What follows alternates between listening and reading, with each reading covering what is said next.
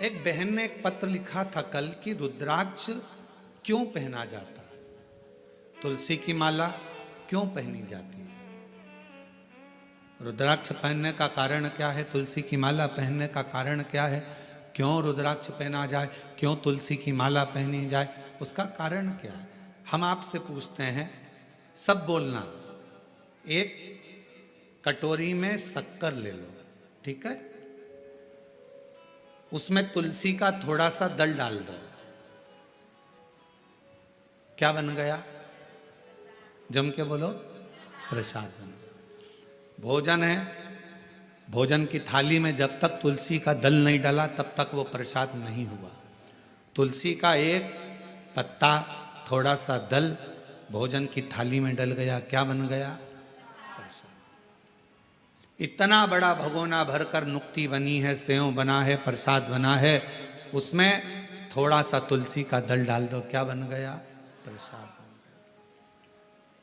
अब शिव का प्रसाद कैसे बनता है, तो कहा भगवान के प्रसाद में जो सामग्री हो उसमें बेलपत्री डाल दीजिए, रुद्राक्ष का भाग उसके अंतर्गत, अर्थात भगवान शंकर स्वयं मां महागौरी से कहते हैं, हे महागौरी, हे गौरी, हे महागौरी। जैसे तुलसी भोजन में डालने पर प्रसाद बन जाती है, उसी तरह संसार का मनुष्य जब किसी रुद्राक्ष को अपने गले में धारण करता है तो वो मेरे लिए प्रसाद बन जाता है, मेरा अपना बन जाता है, उसको मैं स्वीकार कर लेता हूं, वो मेरा अपना है। अब प्रसाद को आप लोग नाली में फेंकते हो क्या, प्रसाद को आप गटर में फेंकते हो क्या, प्रसाद को आप कहीं गलत जगह डालते हो क्या, नहीं, क्योंकि वो प्रसाद बन गया। गले में अगर रुद्राक्ष की माला आ गई, एक रुद्राक्ष तुम्हारे गले में लाल धागे में पड़ा हुआ है, तुलसी की माला तुम्हारे गले में पड़ी हुई है, आप भगवान का प्रसाद हो। अगर चलते फिरते मौत का किसका ठिकाना, मृत्यु का किसको भरोसा, कब प्राण छूट जाए। अगर हमारे गले में रुद्राक्ष पड़ा है, तुलसी की माला पड़ी है और हमारे प्राण छूट भी गए तो हम वो प्रसाद हैं कि हमें नरक में नहीं पटका जाएगा, गलत जगह पर नहीं पटका जाएगा, हमको श्रेष्ठ जगह पर रखा जाएगा। प्रसाद को नाली में नहीं डालते, प्रसाद को गटर में नहीं डालते, रुद्राक्ष पहनने वाला, तुलसी की माला धारण करने वाले को गलत जगह पर नहीं भेजा जाता, गलत जगह पर। आप गले में अगर रुद्राक्ष धारण करते हो तो शिव का प्रसाद हो। और जितने शिव भक्त इस ऑनलाइन शिव महापुराण की कथा को आस्था चैनल पर श्रवण कर रहे हैं, फेसबुक यूट्यूब पर सुन रहे हैं और सोशल मीडिया पर इस कथा को अगर श्रवण कर रहे हैं, तो उनसे कहूँगा अपने गले में एक रुद्राक्ष अवश्य डालो। तुलसी की माला भी अगर है तो भी एक रुद्राक्ष जरूर डालो। क्यों? अगर गूगल पर सर्च करोगे, फेसबुक यूट्यूब पर सर्च करोगे, इंस्टा पर सर्च करोगे तो उसमें आपको मालूम पड़ेगा, एक रुद्राक्ष यदि हमारे गले में होता है तो हमारी बीपी, शुगर, थायराइड, इन सब को लेवल में रखता है और वो ना शुगर बढ़ने देता है, ना शुगर घटने देता है, ना बीपी बढ़ने देता है, ना बीपी घटने देता है। एक रुद्राक्ष अपने गले में होना चाहिए।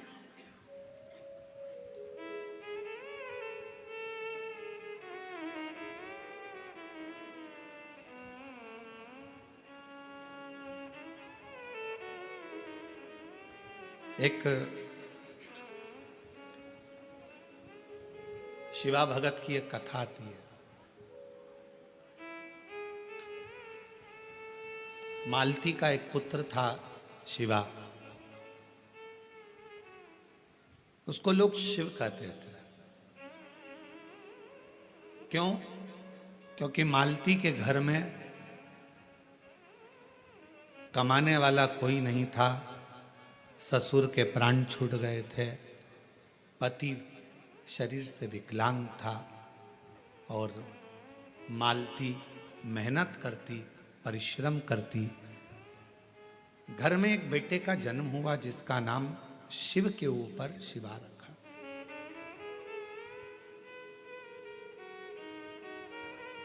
पति विकलांग है, पत्नी कमाने जाती है, मेहनत करती है, परिश्रम करती है।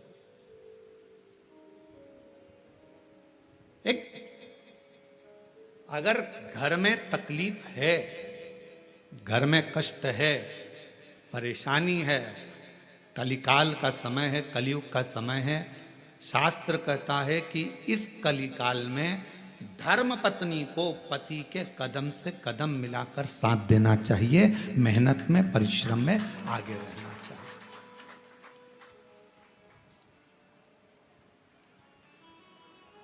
वो समय गया जिस समय पर नारी केवल चौके का काम करती थी और लोग गाली देते थे, अपशब्द कहते थे, ताना देते थे, वो घर में रह लेती थी। आज का समय, एक बेटी अपनी सेना को लेकर जाती है और पूरे पाकिस्तान को हिला कर आ जाती है। आज का वो युग है। आज का वो युग है कि एक बेटी पूरे पाकिस्तान को हिला कर आ जाती है। आज का वो युग है, एक बेटी अंतरिक्ष में जाती है और अंतरिक्ष का छोर पाकर वापिस आ जाती है।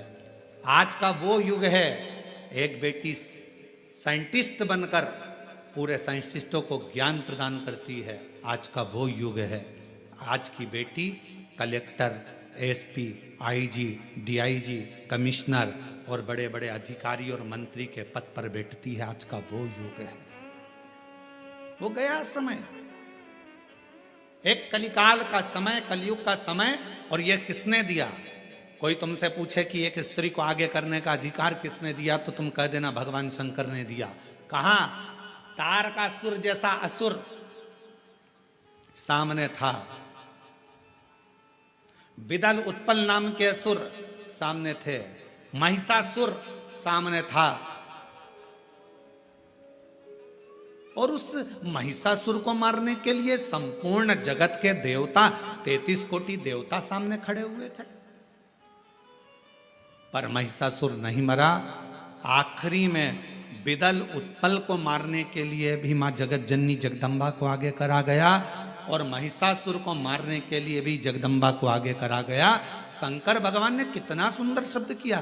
पार्वती जी कहती हैं मैं आगे बढ़ूं, शंकर जी कहते हैं एक स्त्री पुरुष से ज्यादा बल रखती है, क्यों चिंता करती हो? एक लाइन आती है,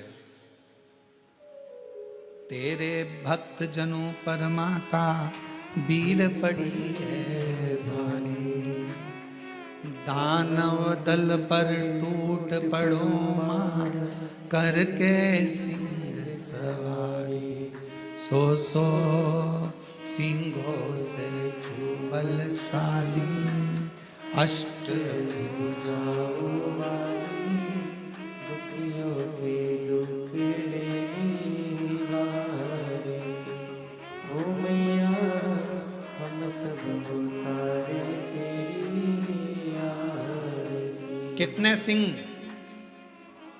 जम के बोलो जरा, फिर से लाइन बोलो, सो सिंहों से बलशाली, अष्ट भुजाओं वाली, दुखियों के दुख लेने वाली। 100 सिंहों से तू बलशाली है जगत जननी, 100 सिंहों से। आप जरा विचार करिएगा, किसी व्यक्ति को अगर संबोधित किया जाता है ये तो शेर है, मतलब वन ओनली एक, और बहू को सम्मानित किया जाता है 100 पे भारी है। बोलो सही है कि गलत है? एक व्यक्ति को संबोधित किया जाता है वन ओनली, शेर है। और अगर स्त्री को संबोधित किया जाता है तो कभी कभी सास भी कह देती है मेरी बहू तो 100 पे भारी। किसकी सुने? 100 पर भारी। इतनी बोलती है, इतना बोलती है कि 100 लोग बोले इतना बोलती है, इतना तेज है, इतनी तेज, पूरा मार्केट करके गाड़ी उठाए, भुड़ भुड़ करके जाए, पूरा मार्केट करके 100 पर। बोलो बोलो, सत्य है कि गलत है? संबोधन अब किसी व्यक्ति के लिए ये तो शेर है, शेर ओनली वन, और वो 100। पूरी सो मारिए। सो सो सिंहों से बलशाली, अष्ट भुजाओं वाली, दुखियों के दुख हारे। ओ मैया हम सब उतारे तेरी आरती। अब 100 सिंहों के बराबर उसमें बल है। शंकर भगवान आज के युग में, कलयुग में अगर स्त्रियां नारियां आगे आकर कार्य कर रही हैं, स्त्रियां आगे बढ़ी हैं, तो इसमें सबसे बड़ा योगदान, सबसे बड़ी कृपा मेरे देवादिदेव महादेव की है, जिन्होंने पार्वती जी को आगे करा, मां जगदम्बा को आगे करा। तू असुरों को मार सकती है, तो भद्रकाली बन सकती है, तो कुष्मांडा बन सकती है, तो स्कंदा बन सकती है, और एक समय ऐसा आए तो तू अन्नपूर्णा भी बन सकती है। याद करिए, जब पूरा विश्व भूख से बिलख रहा था, पूरा विश्व, अकाल पड़ गया पूरी सृष्टि में, तड़पने लगे लोग, पक्षी मरने लगे, पशु मरने लगे, मानव मरने लगे, कुछ नहीं बचा। शिव अखंड समाधि में डूबे हुए थे, और शंकर भगवान अखंड समाधि में थे। देवता आए शिव जी से प्रार्थना करने के लिए, शिव जी उठते नहीं। ब्रह्मा जी आए, शिव जी उठते नहीं। इंद्र आए, शिव जी उठते नहीं। अखंड समाधि में लगे भगवान देवादिदेव महादेव, उठने का नाम नहीं।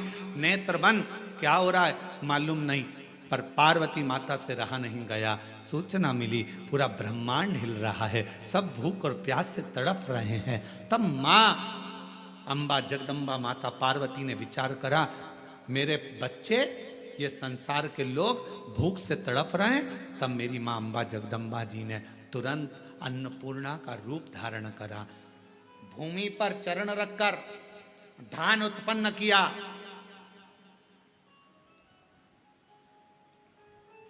धान उत्पन्न किया और चरण रखकर धान लेकर मेरी मां थोड़ा सा अन्न का भाग लेकर, जो मेरी अन्नपूर्णा माता ने जीवों का भरण पोषण करना प्रारंभ करा, तो माता जी को अन्नपूर्ण सदा पूर्ण शंकर प्राण वल्लभ है।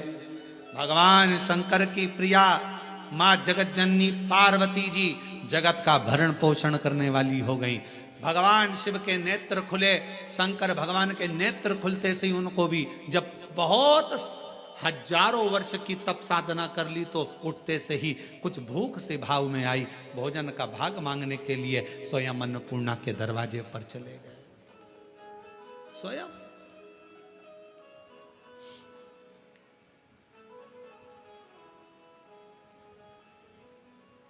जब जगत पूरे विश्व में हाहाकार मचती है, तो वो अन्नपूर्णा बन जाती है। अगर नारी को अगर शक्ति दी है तो किसने दी? शिव ने। शंकर भगवान कि सारे चरित्रों को उठाकर देखिएगा, केवल देवादिदेव महादेव अपना अर्ध नारेश्वर स्वरूप का दर्शन कराते हैं। आधा शिव आधा पार्वती। पार्वती तू मेरी शक्ति है, शक्ति ही शिव है और शिव ही शक्ति है, दोनों। अब उसको समझने वाला समझे, ना समझने वाला ना। मालती बेटे का नाम शिवा रख दिया। पति पांवों से विकलांग था, करता कुछ नहीं था। अकेली मेहनत करने जाती है, परिश्रम कर। अब दुनिया की रीति है, जब एक नारी पुरुष की तरह आगे बढ़कर काम करती है और आगे बढ़ने का प्रयास करती है, तो दुनिया के लोग ताना देने का प्रयास करते हैं।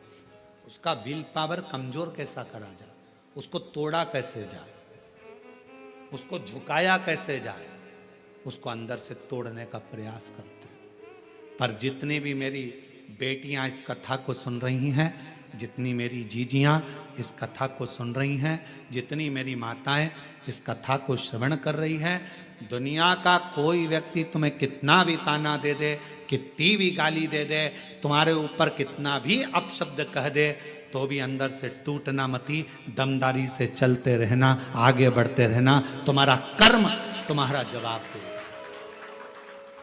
तुम्हारा कर्म तुम्हारा जवाब देगा। तुम तो बढ़ते चलो, हाथी की अलमस्तता में आगे बढ़िए, कुत्ते पीछे चिल्लाते रहेंगे। कुत्तों की वो औकात नहीं होती जो सामने आकर भोग दें, कुत्ता हमेशा पीछे ही भोगता है। तुम अपनी अलमस्ती में चलो मेरी बहनों, तुम अपनी अलमस्ती में चलिए मेरी जीजियों, अपनी लगनता, अपनी कर्मता। मैं मेहनत करूंगी, पढ़ाई करूंगी, परिश्रम करूंगी, मैं आगे बढ़ूंगी। लोग ताना देंगे, अपशब्द कहेंगे, गालियां देंगे, आपके बारे में आड़ा तिड़ा विचार रखेंगे, पर आप एक हाथी की तरह बढ़ते चले जाना, क्योंकि कुत्ता पीछे ही भौंकता है, हाथी के सामने नहीं आ पाता। कुत्ते का काम है पीछे भौंकना, वो हाथी के सामने नहीं आ पाता, क्योंकि कुत्ते को भी मालूम है कि हाथी के पांव में वजन है, सामने आऊंगा तो दुमस देगा, इसलिए कुत्ता केवल पीछे ही भौंकता है, उसके वहीं तक सामर्थ्यता है।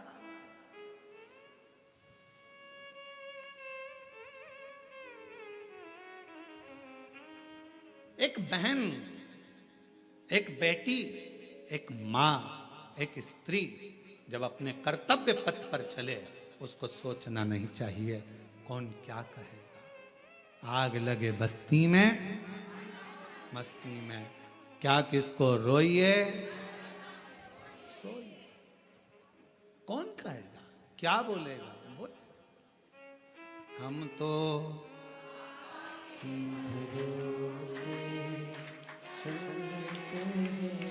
हम तो बाबा के भरोसे चलते हैं, ये दुनिया वाले जलते हैं, ये दुनिया वाले जलते हैं, डमरू वाले के भरोसे चलते, काशी वाले के अपनी मस्ती में। मेरी बहनों, मेरी जीजियों, मेरी बेटियों, अपनी मस्ती में अपने कर्तव्य पथ पर आगे बढ़ो। गली गली में कुत्ता मिलेगा, क्या हाथी सबसे भिड़ता है? बोलो बोलो, जम के बोलो। गली गली में कुत्ता मिलेगा, क्या हाथी सबसे भिड़ता है? नहीं। हाथी को मालूम है यह भोगता रहेगा, अपन बढ़ते रहेंगे, फिर अगले गांव जाएंगे, फिर अगली जगह जाएंगे, फिर चिल्लाएंगे। इनका फर्ज है चिल्लाना, क्योंकि पैदा ही इसलिए हुए हैं कि इनको चिल्लाना ही है। अपना कर्म, अपना कर्तव्य, अपने को आगे बढ़कर जाना, अपना कर्तव्य, आगे बढ़ते चलो, बढ़ते चलो। शिव कथा कर रही है। मालती ने विचार करा कि घर को चलाना है, बेटे का जन्म हुआ है, बेटे का नाम शिवा रखा है। शिव कहती है माँ। धीरे धीरे बच्चा एकांत रहने लगा, समय बीता।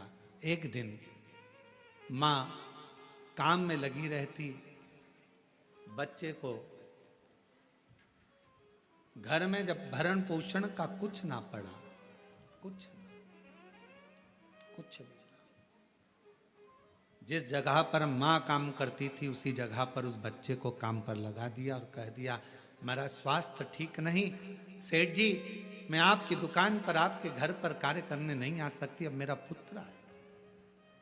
ये कथा कोई पुरानी नहीं, इसी कलयुग की है, इसी कलयुग।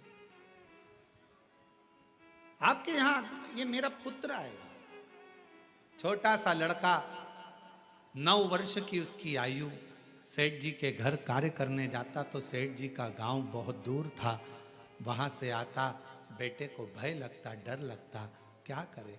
माँ के पास आकर बोला माँ, सेठ जी कभी रात्रि को छोड़ते अकेले जंगल में आने में मुझे भय लगता है। माँ कहती क्या भय?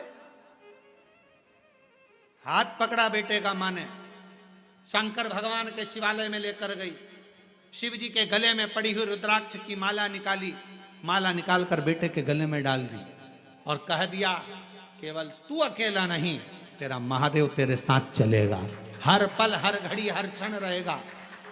और मालती की कथा कहती है, भगवान शंकर का चरित्र कहता है, रात्रि के समय पर बेटा शान से धड़क बेधड़क चलकर आता था, एक समय कोई प्रेत सामने से, कोई प्रेत पेड़ पर से लटकता हुआ दिखा। इस बालक को भय ना लगा, इसने हाथ जोड़कर प्रणाम कर कर कहा, तुम कौन हो? कौन हो? कहा, मैं प्रेत हूं, अधोगति में मरा हुआ हूं, मेरी गति नहीं, मेरी मुक्ति नहीं। तो फिर आपका मोक्ष नहीं हुआ तो मेरे जैसे मनुष्य को आपकी वाणी क्यों सुनाई दे रही है?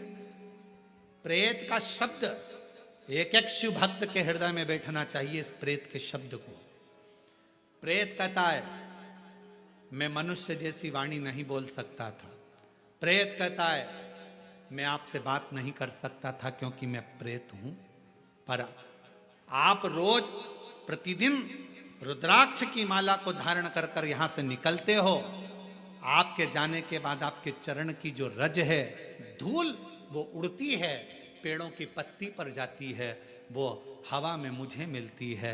उसके कारणवश मुझे थोड़ा सा बल मिला है जिससे मैं बोल भी सक रहा हूं और आपसे बात भी कर सक रहा हूं। ये मुझे बल मिला है। क्या चाहते हो? क्या चाहते हो? बस एक निवेदन है, कभी मौका मिले तो इस पथ से आपसे निवेदन है कि आप इस पथ से जाना बंद ना करिएगा। जब भी मौका मिले इस पथ से जरूर जाइएगा। उस शिवा पुत्र ने कह दिया मैं जरूर जाऊंगा। निकलते रहे, निकलते रहे, निकलते रहे, निकलते रहे, निकलते रहे, उसी पथ से निकलते रहे। एक दिन वो प्रेत योनि से छूट गया, देव योनि में आ गया। कानों में कुंडल धले थे, सिर पर मुकुट पहना था, गले में हार पहना था, सुंदर पीतांबर पहना हुआ था और सुंदर हाथ में एक शस्त्र लिया हुआ था। हाथ जोड़कर खड़ा हो गया, आज मैं प्रेत योनि से मुक्त होकर देव योनि में आ गया। ये आपकी कृपा है। उस शिवा पुत्र ने कहा मेरी कृपा कैसे? मैंने तो कुछ करा ही नहीं। बस आपके गले में पड़े हुए रुद्राक्ष को पहनकर आप जाते थे और आपके रज से मैं कृतार्थ होता चले गया, मेरा उद्धार होता चले गया। उस प्रेत ने जो कहा, कितनी सुंदर बात कही। अगर रुद्राक्ष पहनकर कोई संसार का मनुष्य किसी मार्ग से निकल कर जाता है तो ना जाने कितने कितने प्रेतों का और जीवों का कल्याण करते करते जाता है। सांसारिक मनुष्य की तो बात ही दूसरी है। और शंभु शरण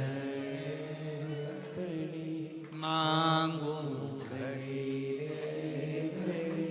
दुख काटो दया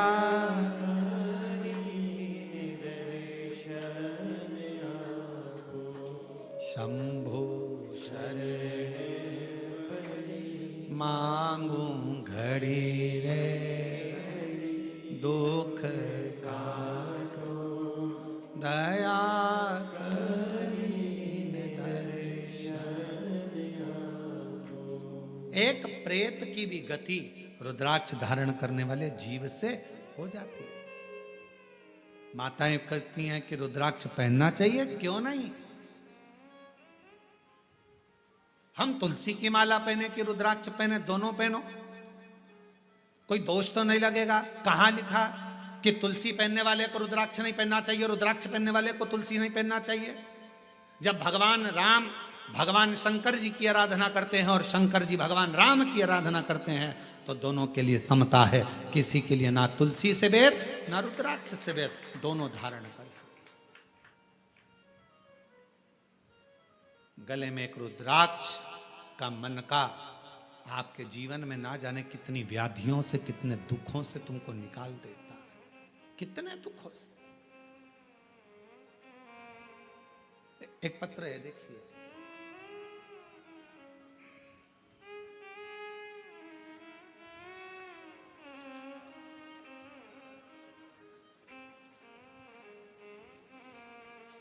रुक्मणी पटेल, शिव नारायण पटेल, ग्राम रामपुर, जिला कोरबा, रामपुर करतला, छत्तीसगढ़ से हैं। 12 वर्ष तक मेरे यहाँ संतान का सुख नहीं हुआ। हमने मेडिकल टेस्ट कराया, टेस्ट बेबी करवाया, सब कुछ करवाया, पर संतान का सुख नहीं हुआ। तब किसी ने कहा कि सफेद आंकड़े की जड़ का प्रयोग करो और भगवान शंकर का पशुपति व्रत करो, टीवी पर कथा आती है वो सुनो। हमने सब कुछ किया, फिर बाद में जब संतान का सुख नहीं आया तो फिर वापस व्रत किया और कोकड़ी में आपकी कथा थी वो श्रवण करी। बाबा की ऐसी कृपा हुई गुरुदेव, मेरे बाबा ने 12 साल के बाद मुझे संतान दी। मैं बाबा को प्रणाम करती हूँ।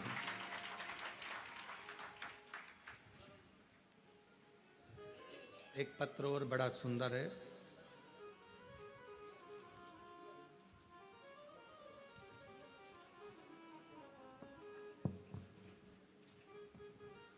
एक रुद्राक्ष के जल की क्या महत्वता है इस पत्र में देखिए। मेरा नाम श्रीमती रितु डिक्सेना, ग्राम हरदी बाजार में रहती हूँ। हरदी बाजार की पुत्र वधू हूँ। बाबा, शादी के 12 वर्ष के बाद 2023 में मेरे गर्भ में मुझे तकलीफ हुई। पहले डॉक्टरों को दिखाया तो बच्चेदानी में छाले बता दिए, फिर डॉक्टर को दिखाया तो गर्भाशय में बच्चेदानी में 7 गठाने हो गए। घबरा गए। डॉक्टर ने कहा ये गठानों की जांच होगी, मालूम पड़ेगा कि कौन सी बीमारी है। हम लोग घबरा गए। तब किसी ने कहा कि सीहोर जाकर अगर वहां का रुद्राक्ष लाया जाए, और सीहोर गए। वहां से आकर गुरुजी हमने पशुपति व्रत भी किया। रुद्राक्ष को पानी में गलाकर उसका जल पीना प्रारंभ करा और फिर 29/5/2025 में हम बिलासपुर में फिर चेकअप कराने के लिए गए। बाबा ने ऐसी कृपा कर दी, कोई ऑपरेशन करने की जरूरत नहीं पड़ी और बाबा की कृपा से मेरी पूरी रिपोर्टें नॉर्मल आ गई। जिन रिपोर्टों को मैं अपनी फाइल में भी लगाकर लाई हूं कि मेरी सारी रिपोर्ट बाबा ने नॉर्मल कर दी। शिव शिव है, शंकर शंकर है, शिव शिव है। एक रुद्राक्ष यदि गले में पड़ा हुआ है, एक रुद्राक्ष यदि हम उसका जल पी रहे हैं, एक रुद्राक्ष हमारे घर में हम रख रहे हैं, उसका जल पी रहे हैं, या हमारे गले में धारण कर कर रख रहे हैं, उसका फल आ जाए हमको मिलता जरूर है।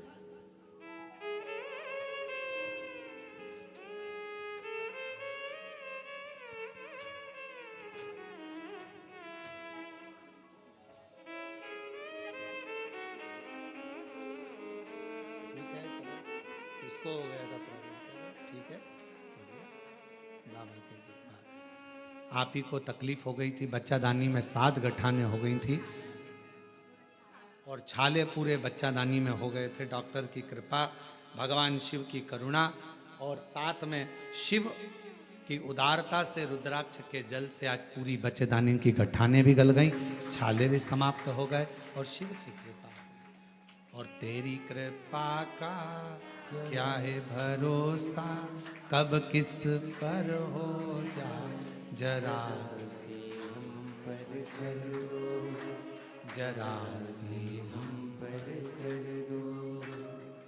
तेरी कृपा का क्या है भरोसा, कब किस पर हो जाए जरा सी हम पर कर दो, जरा सी हम पर कर दो। जिस पर भी हो गई तेरी कृपा करुणा, वो भव पार हुआ, भव पार हुआ।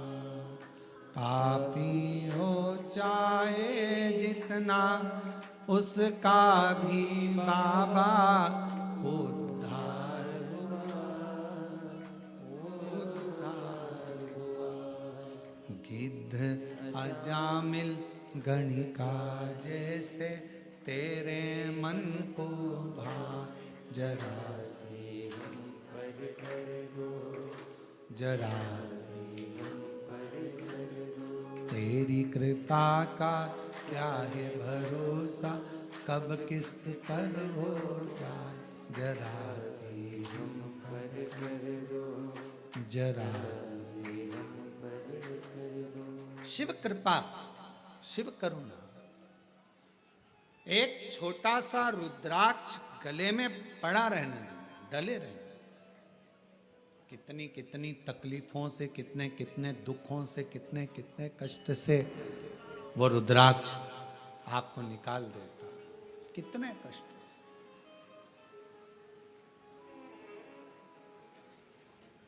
शिव महापुराण की कथा करेंगे। शंकर भगवान की भक्ति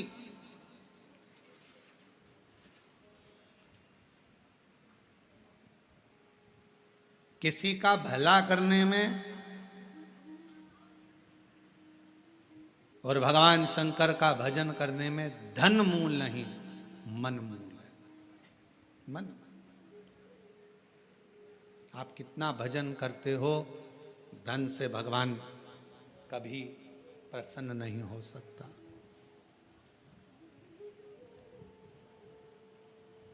धन से भगवान कभी प्रसन्न नहीं, आडंबर से भगवान कभी प्रसन्न नहीं हो सकता। क्या था माता पार्वती जी के पास में?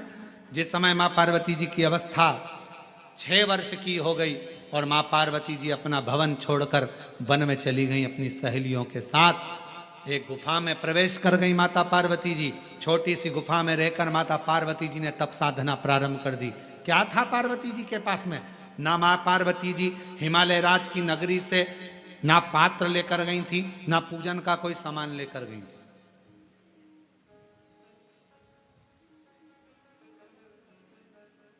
कोई वस्तु माता पार्वती जी लेकर नहीं गई।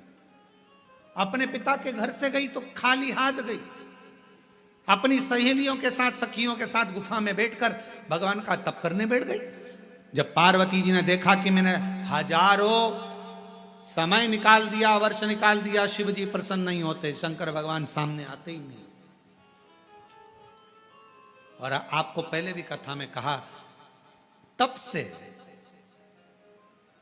भगवान को प्रसन्न करना कोई साधु, कोई सन्यासी, कोई तपस्वी, कोई साधक, कोई उपासक तप से भगवान को प्रसन्न कर सकता है।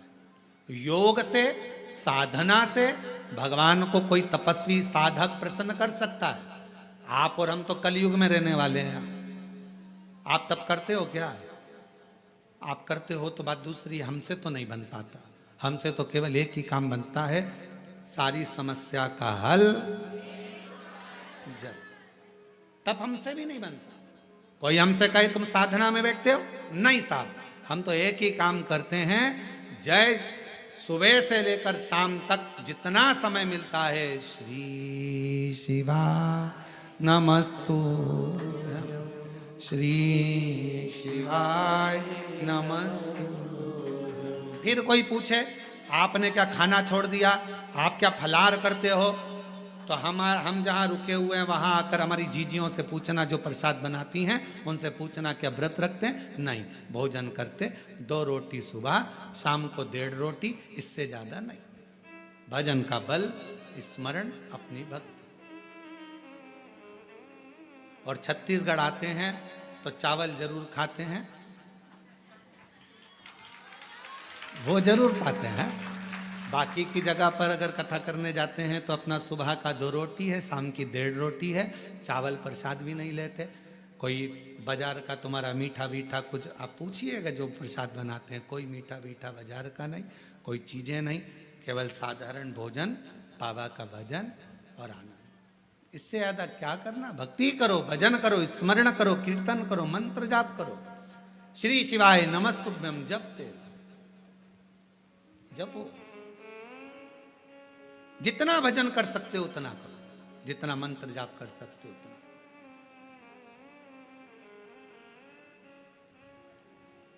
और हम तो शर्मा जी आपसे भी कहेंगे, हमारा जो प्रसाद बनता है उसमें थोड़ा प्रसाद कभी योग बन जाए तो पाना, शंकर जी की प्रसादी कभी योग बने तो जरूर लीजिए प्रसाद का भाव।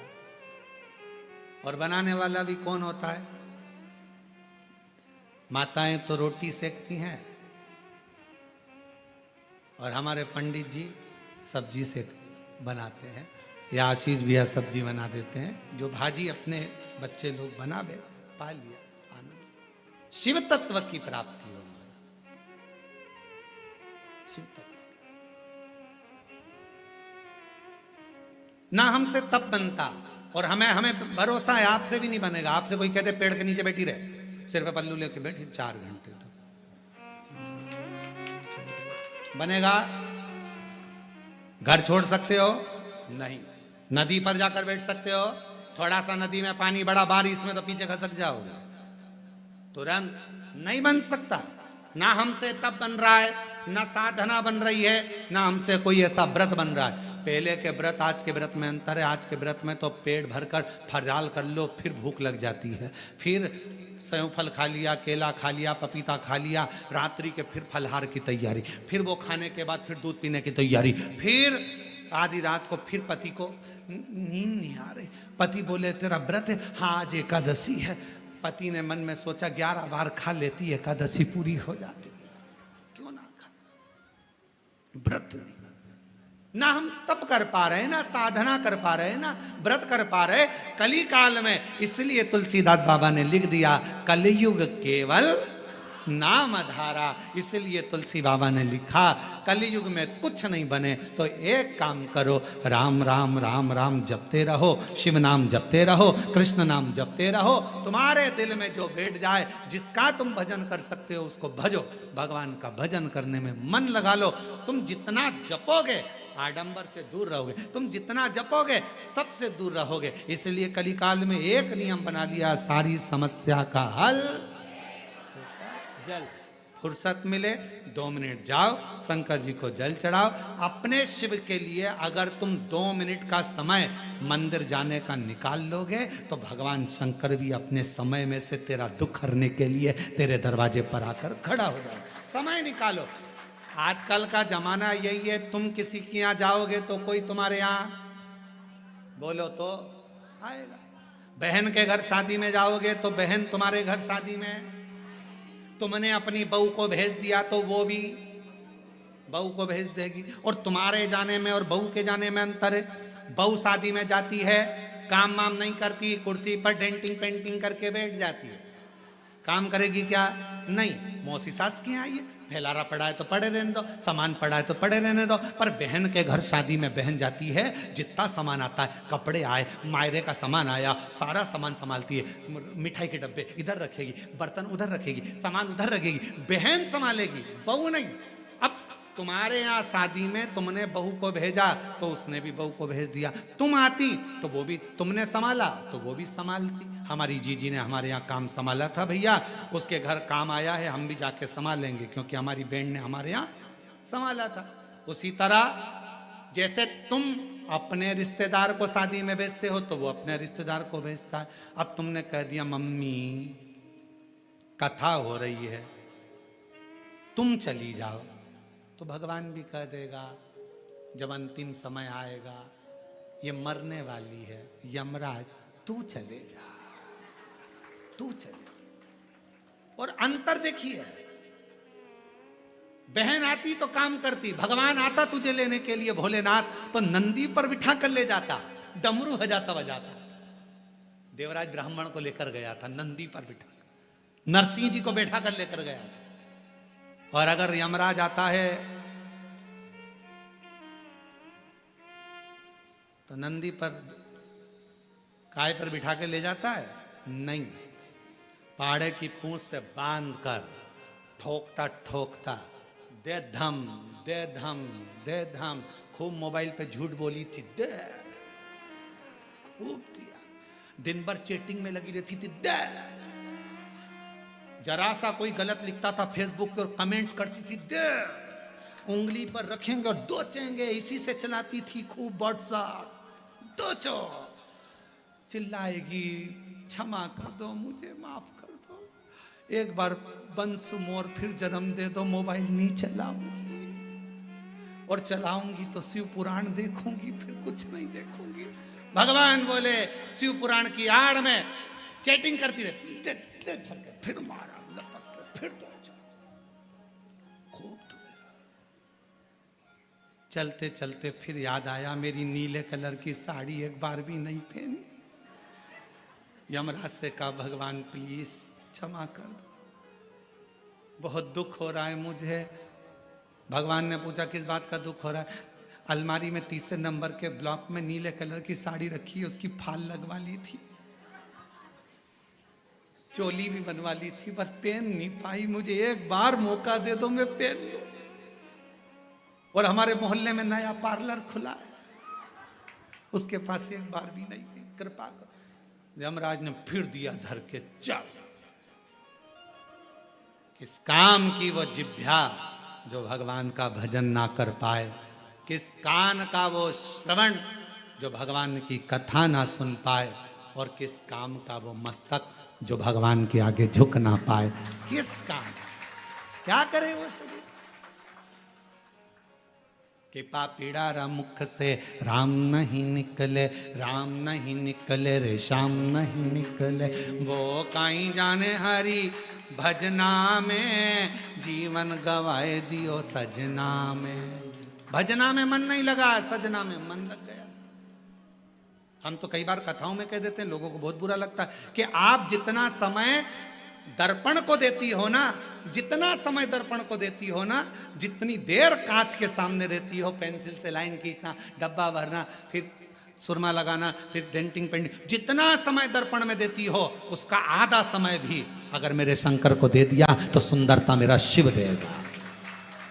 आधा समय निकालकर भगवान शिव को दीजिए। और पुरुषों से निवेदन है, जितना समय फालतू की चर्चा में, व्यर्थ की बातों में, व्यर्थ के कमेंट्सों में और व्यर्थ की बातों में लगाते हो ना, उतने में से आधा समय निकालकर मेरे शंकर के मंदिर में अपनी पत्नी को साथ लेकर एक लोटा जल चढ़ाने जा, तेरी पूरी जिंदगी संवर जाए।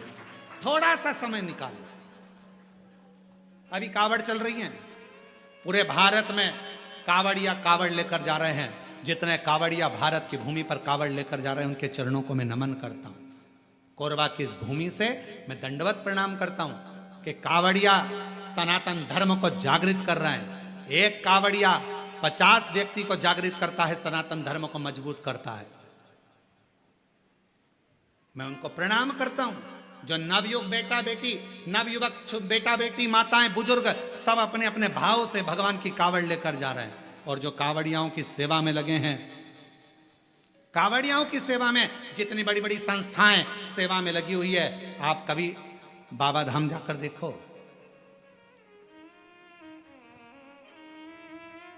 गए हो आप लोग बैद्यनाथ जी?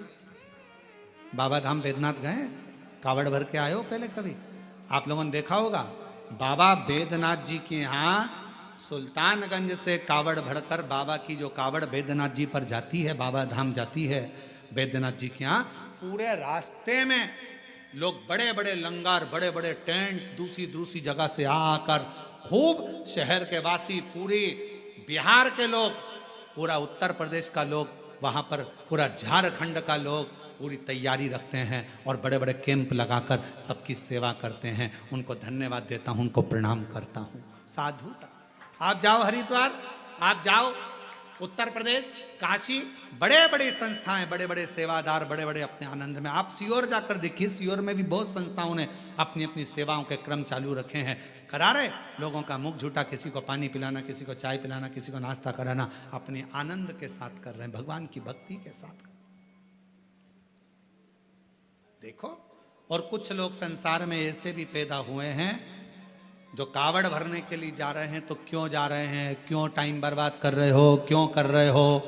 क्यों लंगर चला रहे हो? क्यों भंडारा कर रहे हो? उसमें भी तकलीफ उनको हो रही। क्यों? क्योंकि ये सनातन धर्म को कभी मजबूत होता नहीं देख सकते, कभी। इन्होंने जिंदगी भर केवल एक ही कसम खाई है कि हम सनातन को नीचे ले जाएंगे, ऊंचा नहीं। सनातन को ऊंचा ले जाने का प्रयास करो।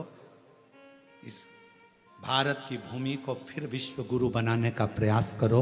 इस भारत की भूमि को फिर श्रेष्ठ बनाने का प्रयास, अग्रता रखिए। साधुता है। और भारत की भूमि पर ऐसे ऐसे मुख्यमंत्री हुए हैं जो कावड़ियाओं पे फूल की वर्षा कर रहे हैं। साधुता है इनको, बहुत बहुत साधुता। शिव तत्व को पहचान। भगवान को पाने के लिए धन की जरूरत नहीं, मन की जरूरत है, संपदा की जरूरत नहीं है। आपका मन जितना प्रबल होगा शिव उतना ही जल्दी। मेरे शंकर भगवान को राजी करने के लिए मां जगत जननी जगदम्बा एक गुफा के अंदर प्रवेश कर गई। माता के पास में कुछ भी नहीं, पिता के पास से कुछ भी लेकर नहीं, कुछ भी नहीं, कोई वस्तु नहीं, कोई सामग्री नहीं, खा लिया। संसार की रीत है, मुट्ठी बांधे आया जग में। बोलते जाओ, आप लोगों को मालूम होगा। मुट्ठी बांधे आया जग में, लोग कहते हैं हाथ पसारे जाएगा। क्या तू लेकर आया जग में, क्या तू लेकर जाएगा। परशु महापुराण की कथा कहती है, मुट्ठी बांधे आया जग में, हाथ पसारे जाएगा, पर क्या लेकर आया इसका तो नहीं मालूम। पर इतना जरूर है, जो पुण्य तूने करा, जो सत्कर्म तूने करा, जो तूने भूखे को भोजन, प्यासे को पानी पिलाया, वो तेरे साथ जरूर जाएगा। तेरा सत्कर्म तेरे साथ जरूर जाएगा। तेरा सत्कर्म बंद है, बंद है दोनों। तेरा सत्कर्म तेरे साथ जाएगा, तो अच्छा कर्म कर। और जितने अच्छे कर्म से, जितने अच्छे कर्म के अनुसार, जितने कर्म के अनुकूल तू अच्छा कर्म करेगा, उसके अनुकूल तेरे को फल जरूर मिलेगा। फिर निवेदन, मत बुरे कर्म कर बंदे, वरना पछताएगा। भगवान की आंखों से तू बच नहीं पाएगा, तू बच नहीं पाएगा। अरे ओ अज्ञानी मत कर नादानी, अरे ओ अज्ञानी मत कर नादानी। तेरे कर्म का फल भी तू ही पाएगा, जैसा किया तूने तेरे आगे आएगा। मत बुरे कर्म कर बंदे, वरना पछताएगा। भगवान की आंखों से तू बच नहीं, हो गया, तू बच नहीं पाएगा। अरे ओ अज्ञानी मत करना। अपने कर्म का दंड अपने को भोगना। पर दुनिया को अपना कर्म दिखता कहाँ है?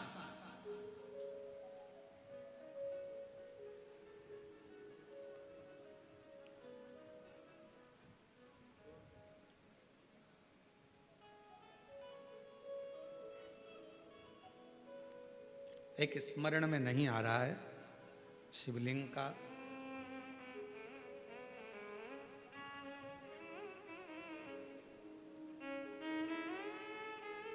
ओमकारेश्वर में कौन कौन गया है? ओमकारेश्वर गए हो आप लोग? ओमकारेश्वर की, फिर बंद हो गए। ओमकारेश्वर की जब आप परिक्रमा करेंगे और ओमकारेश्वर की परिक्रमा करते समय जब आप ऊपर पहाड़ी की ओर बढ़ेंगे, ओमकारनाथ जी की पहाड़ी की ओर बढ़ेंगे,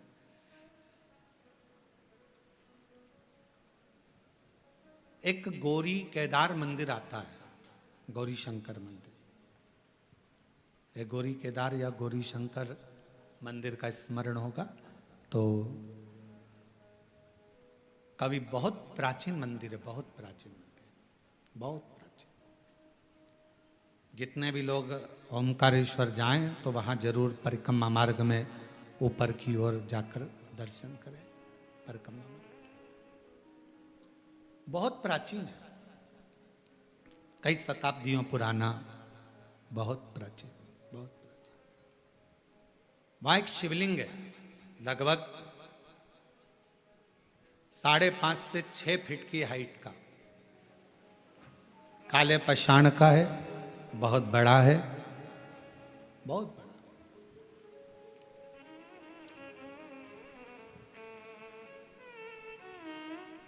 जब मुगलों का राज्य हुआ,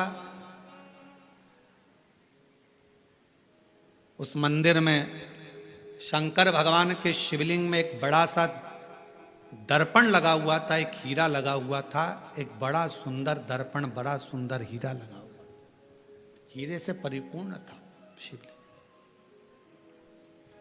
उस दर्पण का काम क्या था?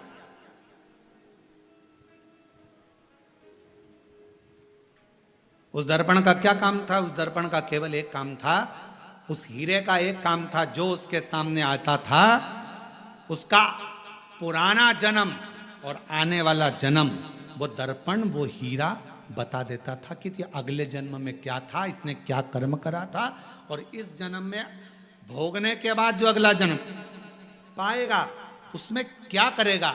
वो दर्पण जो शंकर भगवान के शिवलिंग पर जो हीरा लगा हुआ था वो बता देता था।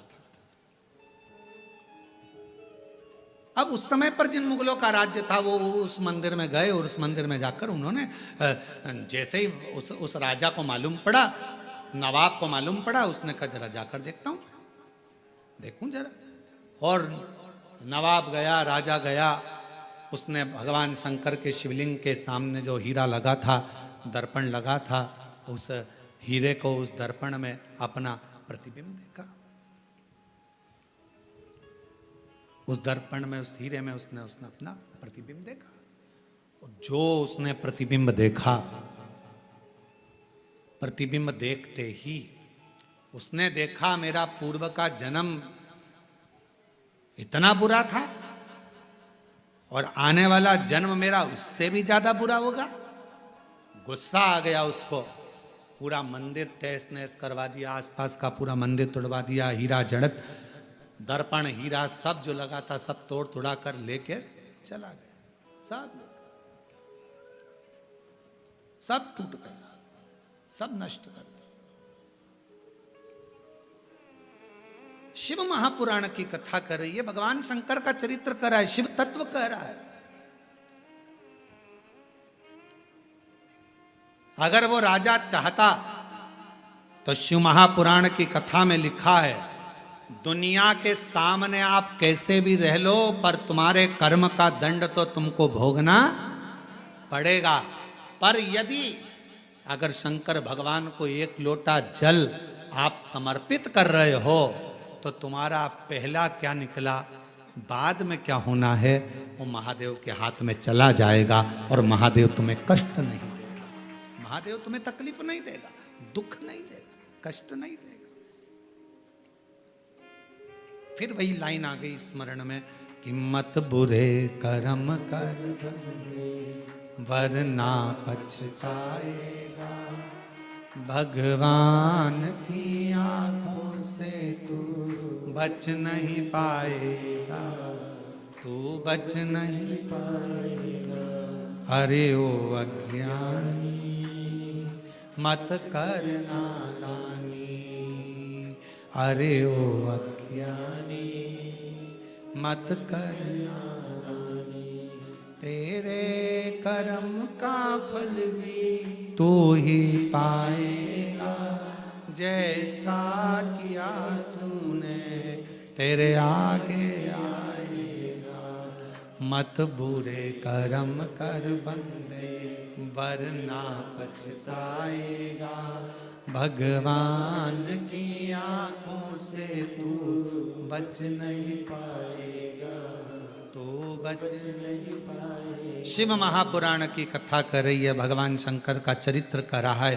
कोई दिखावा, कोई धन, कोई दौलत पार्वती जी लेकर नहीं गई। तप करने के लिए मां पार्वती जी बैठी, तब से शिव प्रकट नहीं हुए। साधना करने पार्वती जी बैठी, प्रकट नहीं हुए। सारा व्रत, सारा उपास, सारी साधना, सारा तप पार्वती जी ने कर लिया, शिव प्रकट नहीं हुए। तब सखी ने कहा, तब सखी बोली, सहेली ने कहा, पार्वती मैंने सुना है शंकर भगवान एक लोटे जल से प्रसन्न हो जाते हैं। मैंने सुना है शिवजी एक बूंद जल चढ़ जाए शिव प्रसन्न हो जाते हैं। थोड़ा सा जल चढ़ा, शंकर कृपा करें, और फिर निवेदन करूं सभी श्रोताओं से, सावन के महीने में कथा सुनने वाले सभी श्रोता भाई बहनों से फिर निवेदन करूं, भगवान शंकर की कथा शिव महापुराण की चरित्र कथा वर्णन कर रही है। कुछ ना बने तो शंकर के मंदिर में केवल कुछ भी ना हो तो केवल घर से एक लोटा जल भरकर जाना, शिव के मंदिर में प्रारंभ कर दो, मेरा देव अधिदेव महादेव करुणा करना प्रारंभ कर देगा, शंकर करुणा करना प्रारंभ कर देगा। जल चलो, सारी समस्या का हल हर हर बोल बम का नारा है, सारी समस्या का हल श्री शिवाय। केवल जल चढ़ाना प्रारंभ और कुछ भी नहीं।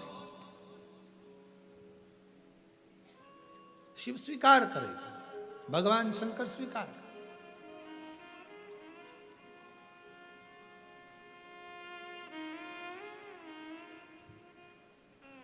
शिव कथा कर रही है।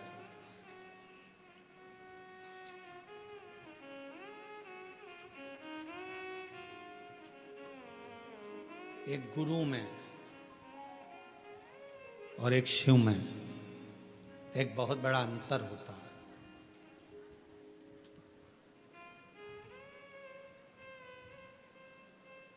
कभी कभी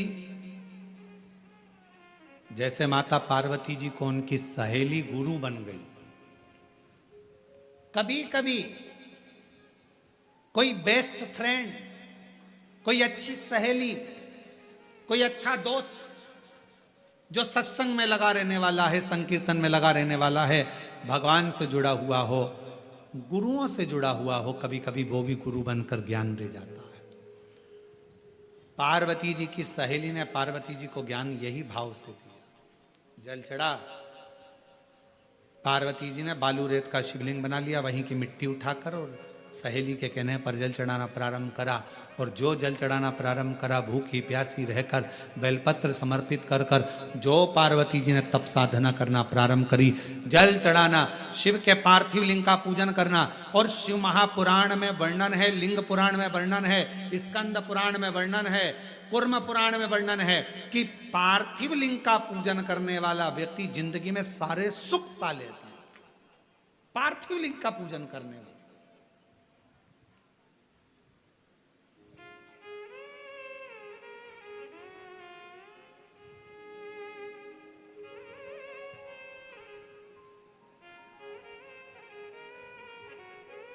एक माता जी ने एक प्रश्न किया, गुरु जी हमारे यहाँ से नदी बहुत दूर है और हमारे घर में कोई पेड़ पौधा भी नहीं है, तो हम वो भगवान का चढ़ा हुआ जल, भगवान पे चढ़ा हुआ पंचामृत कहाँ समर्पित करने जाए?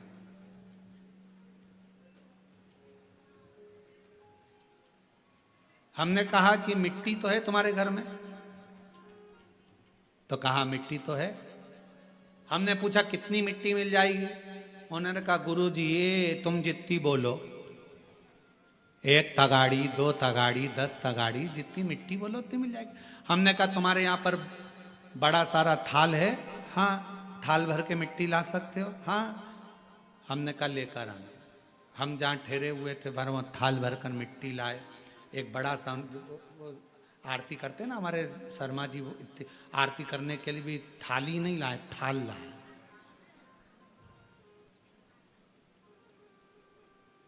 अब इतना बड़ा थाल देखा है आप लोगों ने? देखा कि नहीं देखा? कहाँ है वो थाल? कहाँ? अच्छा रखा, देखा तो है ना तुम लोगों ने आरती के समय पे, या फिर शाम को आएगा आरती में, तुम देख लेना है। हमारे यहाँ ये महाकाल सेवा समिति व भक्त मंडल है ना, ये छोटा मोटा मंडल नहीं है, ये हर चीज बड़ी करता है। तो यहाँ ये आरती की थाली भी छोटी नहीं लाया, ये आरती की थाली भी बड़ी लाया, और ऐसी मोटी थाली इतनी बड़ी। अब आरती करने वालों से हम उनका हाथ देखते हैं तो कई बार हमें सोचने में आता है पकड़ भी पा रहा है कि ना पकड़ पा रहा है राम जी। अब मोटी सारी थाली, अब इतने बड़ी थाल लिया है। हमने कहा इसको मिट्टी से भर ला। अब मिट्टी से भर कर लिया। अब मिट्टी से भर कर लाई, हमने उसको बीच का जो भाग था उसमें थोड़ा सा चंदन अगर तगर डालकर सुंदर बढ़िया उसको चंदन का छींटा देकर दही आदि मिलाकर, घी मिलाकर उसका शिवलिंग बीच में बना दिया। अब जैसे ये थाली और मिट्टी से भरी, बीच में शिवलिंग बना दिया। शिवलिंग बनाकर वहीं उंगली से जलाधारी बना दी। अब हमने कहा इस पे जल चढ़ा, पानी दिख रहा है कहीं पर कि नहीं गुरुजी? दूध चढ़ा, कहीं दिख रहा है गुरुजी? नहीं गुरुजी। दही चढ़ा, कहीं दिख रहा है? शहद दिख रहा है? घी दिख रहा है? नहीं। फिर पानी चढ़ा, कहाँ गया वो शहद? कहाँ गया वो दल? कहाँ गया वो दूध? सब जो थाली में मिट्टी भरी थी सब उसने सोख लिया। शिवलिंग बीच में वैसा की वैसा ही रह गया। और अब उसे विसर्जन कहाँ करे? तो एक लोटा जल डालना, बाद में पूरा शिवलिंग विसर्जन हो जाएगा। उस मिट्टी को किसी गमले में ले जाके डाल देना। शंकर भगवान अपनी अलमस्ती के आनंद में, पार्थिव पार्थिव होता, पार्थिव पार्थिव है। 23 जुलाई को आप लोग जब बाबा का अभिषेक करें, शाम के समय 7 बजे से 8 बजे तक आप और हम बैठेंगे। ऑनलाइन अभिषेक चलेगा श्रावण के महीने का। पार्थिव अभिषेक करते समय शाम को जब 8 बजे विसर्जन का समय आए, आपका मन पड़े दूसरे दिन विसर्जन करो, आपका मन पड़े रात्रि में, शाम के समय जब अभिषेक पूर्ण हो जाए, विसर्जन का जब मंत्र बोल दिया जाए, आप विसर्जन करें।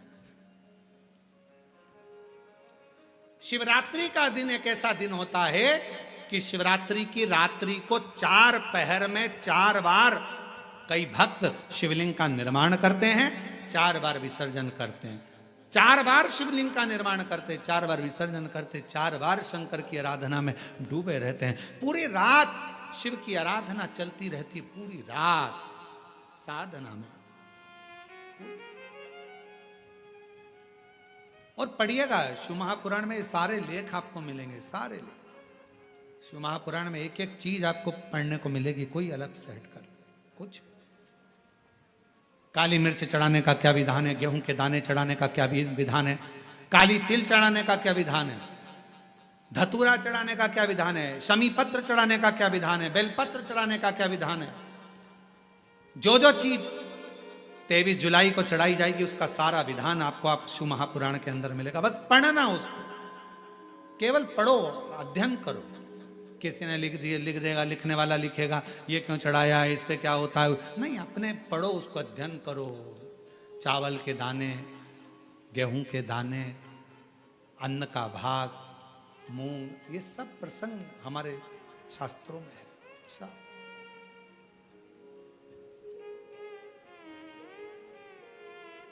कहाँ से लाऊं गंगा, कहाँ से लाऊं, कहाँ से लाऊं सरयू अपार पड़ी रे, भोले तेरी सेवा हमसे ना बनी रे, भोले तेरी सेवा हमसे ना बनी रे। पूजा की थाली हम लिए खड़े रे, पूजा की थाली हम लिए खड़े रे, ओ भोले तेरी सेवा हमसे ना बनी रे, भोले तेरी सेवा हमसे ना बनी रे। ओ पूजा की थाली हम लिए खड़े रे, पूजा की थाली हम लिए खड़े रे, ओ भोले तेरी सेवा हमसे ना बनी रे, भोले तेरी सेवा हमसे ना बनी रे। कहाँ से लाऊं गंगा, कहाँ से लाऊं यमुना, कहाँ से लाऊं गंगा, कहाँ से लाऊं यमुना, कहाँ से लाऊं गंगा, कहाँ से लाऊं यमुना, कहाँ से लाऊं गंगा, कहाँ से लाऊं यमुना, कहाँ से लाऊं सरयू अपार पड़ी रे, कहाँ से लाऊं सरयू अपार पड़ी रे, ओ भोले तेरी सेवा हमसे ना बनी रे, भोले तेरी सेवा हमसे ना बनी रे, ओ भोले तेरी सेवा हमसे ना बनी रे, भोले तेरी सेवा हमसे ना बनी रे।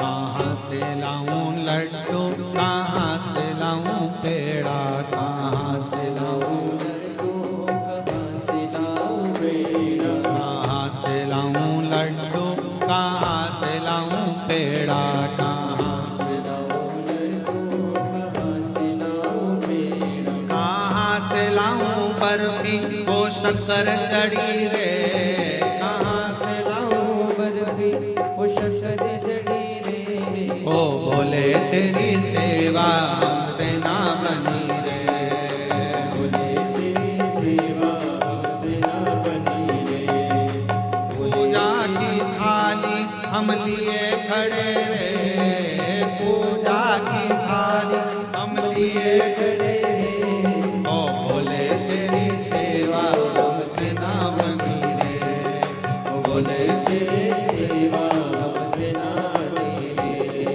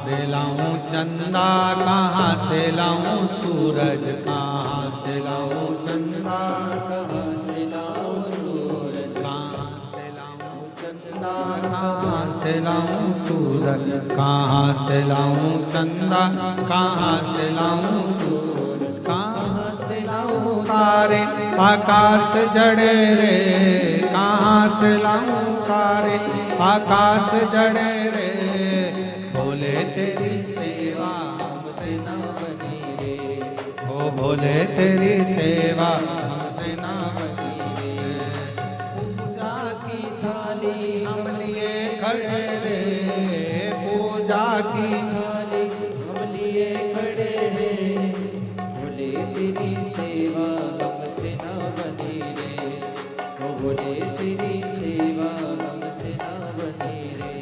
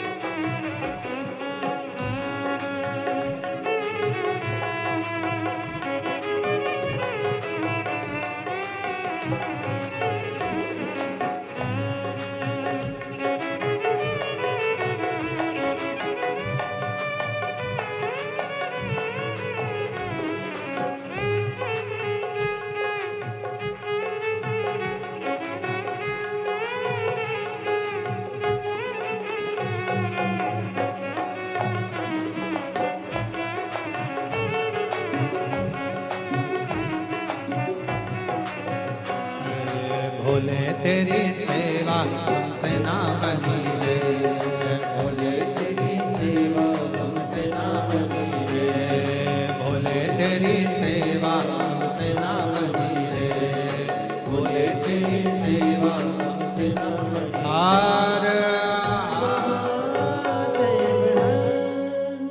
अपने स्थान पर बैठकर भगवान शिव जी से अपने मन का भाव कहें, हृदय से प्रार्थना करें, निवेदन करें, विनय करें।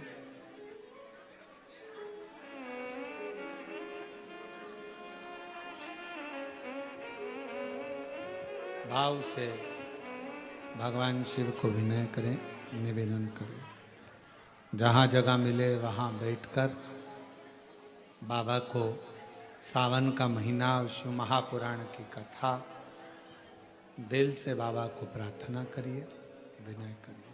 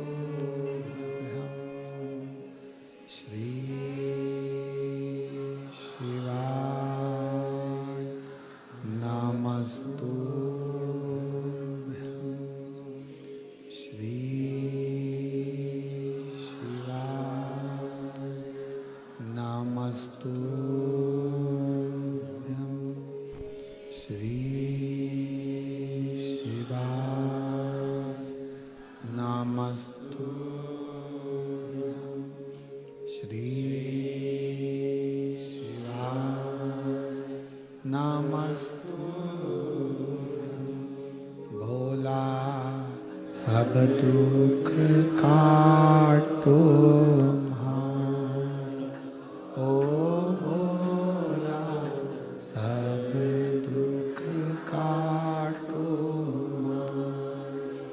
शिव शंकर जपो तेरी माला, भोले बाबा जपो तेरी माला, भोला सब दुख काटो, ओ भोला सब दुख काटो। वेश मंगलकारी, वेश मंगलकारी, शमशान वासी हमारा, शमशान वासी हमारा, ओ भोला सब दुख काटो, ओ भोला सब दुख काटो।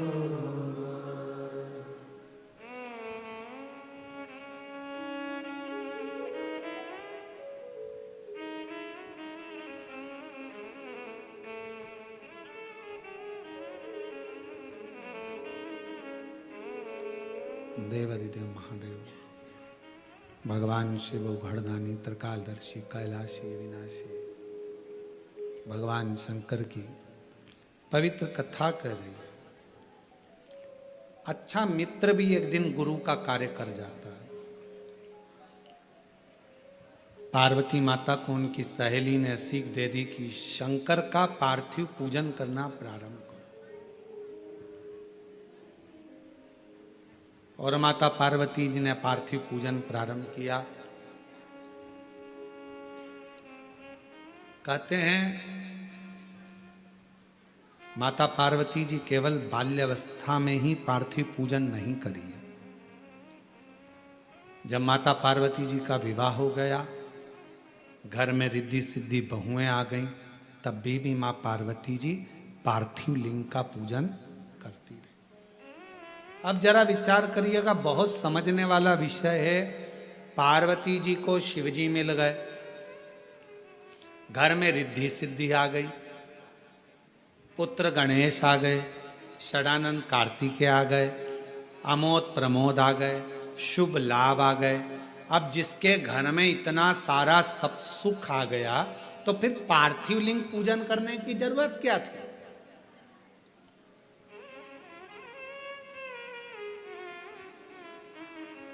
फिर पार्थिव पूजन क्यों, किस लिए? अब तो पार्वती जी को शिव जी मिल गए थे, अब तो पार्वती जी को सब कुछ प्राप्त हो गया था, बेटे भी आ गए, बहू भी आ गई, पोता पोती भी हो गए, सब हो गए, नाती पंती सब। तो फिर अब पार्थिव पूजन क्या? तो शिव महापुराण की कथा कहती है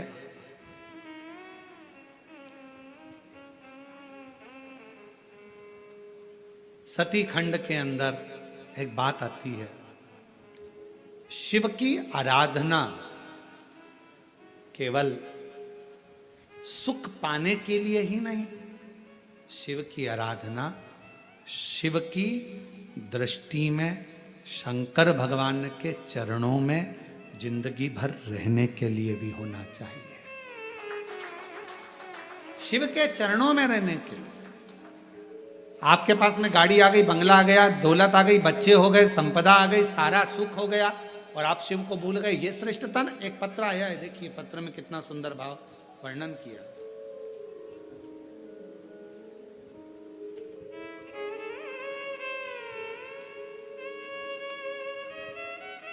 सुमित्रा चौहान, दीपक, गांव का नाम है दीपका, है दीपका, जिला कोरबा छत्तीसगढ़ से हैं। मैं अपने महादेव की करुणा का वर्णन करना चाहती हूँ। मेरे बेटे का नाम शिवांश है, 2.5 वर्ष का, जिसको अचानक बाथरूम करते समय, पेशाब करते समय खून आना शुरू हो गया। मैंने डॉक्टर को दिखाया तो सोनोग्राफी में बोला गया कि इसके बच्चे के पेशाब थैली के अंदर एक 1514 सेंटीमीटर की गठान हो गई, जिसका रिपोर्ट लगाया गया है गांठ का साथ में। डॉक्टर ने बच्चे को रायपुर ले जाने के लिए कह दिया। बच्चे को रायपुर लेकर गए, डॉक्टर ने सीटी स्कैन करा और ऑपरेशन के लिए बोल दिया कि ऑपरेशन शीघ्र करना पड़ेगा। ऑपरेशन करने पर मालूम भी पड़ेगा कि गठान कैसी है, काय की। हम लोग घबरा गए। हमने डॉक्टर साहब से कहा कि आप तो थोड़ी दवाई दे दीजिए और हम ऑपरेशन कराने के लिए तारीख निकलवा ली है। और तारीख लेकर, थोड़े से समय की तारीख लेकर हम आ गए। हमारे एक रिश्तेदार ने कहा कि वो सीहोर वाला महाराज कथा कहता है, बच्चे को टीवी पर सुनाओ और बन सके तो इसको एक बार सीहोर की धरा पर लेकर जाओ, वहां से रुद्राक्ष लेकर आओ, उसका पानी इसको दो, शंकर के मंदिर जाना प्रारंभ करो। हम बच्चे के लिए शिवालय जाना चालू कर दिए, शंकर को नमन करते और शिवजी पे चढ़ा हुआ जल लेकर आते, बाबा को प्रणाम करते, बेलपत्र लाते, बाबा पर पूरा भरोसा कर लिया। फिर एक बहन मिल गई मंदिर में, उसने कहा दीदी आप एक काम करो, पशुपतिनाथ का व्रत करो। हमने पशुपतिनाथ का व्रत करना प्रारंभ कर दिया। बाबा की ऐसी कृपा हो गई, बेटे का भी मन शिवजी के अंदर लगने लगा, वो भी साथ जाता। बाबा की कृपा से दूसरी बार हम फिर वापिस रायपुर गए और रायपुर में हमने वापिस सोनोग्राफी कराई। उन्हीं डॉक्टर साहब को दिखाया। डॉक्टर साहब बोले ये समझ में नहीं आ रहा, 1 हफ्ते के अंदर गठान गल कैसे गई और बाबा की कृपा से पूर्ण तरह से बच्चा स्वस्थ कैसे हो गया। कहीं बैठा हो, अगर बच्चा आया हो या उसके घर के लोग आए हों तो आ सकते हैं। सुमित्रा चौहान, दीपका, ग्राम दीपका, जिला कोरबा, छत्तीसगढ़ से है। एक पत्र और बड़ा सुंदर है, देखिए। मैं सपना शाहजीत, पति श्री टिकेश्वर शाहजीत, ग्राम कटगी, तहसील कसडोल, जिला बालोदा बाजार, छत्तीसगढ़ की निवासी हूँ। मैं बाबा का क्या वर्णन करूं गुरुदेव। हमारे जीवन में एक घोर संकट आ गया था। मेरे पति सरकारी स्कूल में शिक्षक हैं। पैसे के लालच में एक शराबी व्यक्ति ने अपनी बेटी 11 वर्ष की पति पर छेड़छाड़ का इल्जाम लगा दिया और मेरे पति जो टीचर हैं उनको फंसा दिया। इल्जाम लगते से ही सारा केस मेरे पति पर बन गया और गुरुदेव पूरा घर अस्त व्यस्त हो गया। ऐसा कौन व्यक्ति नहीं था जिसके हमने हाथ पैर ना जोड़े हों, जिससे हमने कहा ना हो। पति भी रोता रोता कहता है कि मैंने कोई स्पर्श नहीं, कभी बातचीत नहीं, उस बच्ची से वो बेटी के तुल्य है, फिर ये कैसा हो गया। पर शराबी व्यक्ति ने धन के लालच में उसने सब ऐसा कर्म कर दिया। गुरुदेव सब अपशब्द कहते हैं, ताना देते, आड़ा टेढ़ा कहते। एक दिन बैठी बैठी रो रही थी दरवाजे के बाहर, एक बहन जी निकल कर जा रही थी शंकर के मंदिर। शाम को थाली उसके हाथ में थी। मेरे से कहती है, जी आप यहाँ बैठी रोती रहती हो, पशुपति व्रत क्यों नहीं करती हो। मैंने पशुपति व्रत किया। कुनकरी मयाली गांव में पंडाल में कथा सुनने का उस स्त्री ने मुझे बोला था, तो मैं पंडाल में कथा सुनने गई। बाबा से विनती करी। सब कह रहे हैं कि लंबा केस चलेगा, नौकरी नहीं मिलेगी और 3-4 साल केस में निकल जाएगा। पर बाबा तू कहता है ना कि कथा के पंडाल में जो मांगा जाए वो मिलता जरूर है। मैं भी कुनकुरी की कथा में हूं, मयाली आई हूं। बाबा कृपा करना, मेरे पति की वापिस नौकरी लगा देना, सारा केस निपटा देना। बाबा तुम सत्य को मानते हो ना शिव।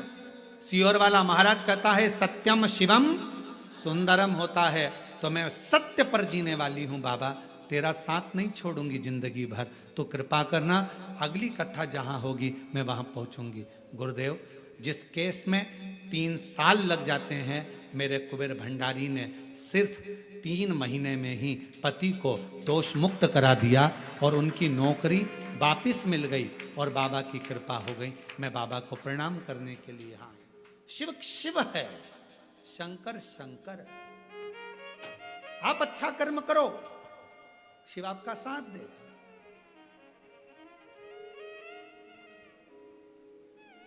कोई कितना भी इल्जाम लगाए, आप शब्द बोले, ताना दे, गाली दे, दुनिया का काम है तुम्हारे पर आक्षेप लगाना। जिसके पास कीचड़ होता है वो कीचड़ ही लगाता है और जिसके पास इत्र होता है वो इत्र ही लगाता है। ये दुनिया की रीति है। जिसकी जेब में इत्र की शीशी होगी वो तुरंत इत्र की शीशी निकाल। हमारे वो छिपरा वाले मालू जी, उनकी जेब में हमेशा इत्र रखा रहता है। हमारे वो खोपरा गोले वाले हैं, हमारे वो बेसन वाले हैं, ऐसे कई लोग हैं, उनकी जेब में इत्र रखा रहता है। वो इत्र निकालते चरणों में लगा देते। उनकी आदत, इत्र की शीशी रखोगे तो इत्र लगाएगा और कीचड़ होगा साथ में तो कीचड़ लगाए। तुम्हारे पास में क्या है? कोई कीचड़ से भरा हुआ व्यक्ति होता है तो दिन भर आक्षेप लगाता रहता है, ये ऐसा वो वैसा, उसने ऐसा कर दिया, उसने वैसा कर दिया, उसने ये कर दिया। समझ लेना नगर पालिका की, नगर निगम की कचरे की गाड़ी है। बार बार आक्षेप लगाने वाला, गलत बोलने वाला व्यक्ति जब निकल कर जाए तो उससे दूरी बना लो, क्योंकि कचरे की गाड़ी के पास खड़े नहीं रहना। कचरे की गाड़ी से ज्यादा चिपकना मती, नहीं तो उसकी बदबू अपने अंदर आने लगती है। कचरे की गाड़ी जब भी निकले तो मुंह पर कपड़ा डालो और निकलते चले जाओ। इस कचरे की गाड़ी से ज्यादा मिलाप नहीं करना। क्या करते हो? तुम्हारे यहाँ कचरे की गाड़ी निकलती है तो उसके पास खड़े रहते हो क्या? जम के तो बोलो। नहीं, क्या करते हो? कचरे की गाड़ी में बदबू आ रही है, तुरंत मुंह पे कपड़ा लगाओगे, साइड में से निकल जाओगे। हारन भी बजाओगे तो कचरे वाला नहीं हटाएगा, उसको कचरा बीनना है। कचरे की गाड़ी है, उसको मालूम है कचरे की है। तू अलग से निकल, तुझे बचना है। कचरा तेरे अंदर नहीं चिपकना चाहिए, बदबू तेरे अंदर नहीं चिपकना चाहिए, कीचड़ तेरे अंदर नहीं लगना चाहिए। तू बचकर चल। वो तो कचरे की गाड़ी नगर निगम वाले ने बनाई है। उसी तरह संसार में कई लोगों को निंदा करने वालों को भगवान ने कचरे की गाड़ी की तरह पैदा करा है। वो दिन भर बदबू मारते हैं, दिन भर कचरा फैलाते हैं। उनका काम ही कीचड़ उछालना है।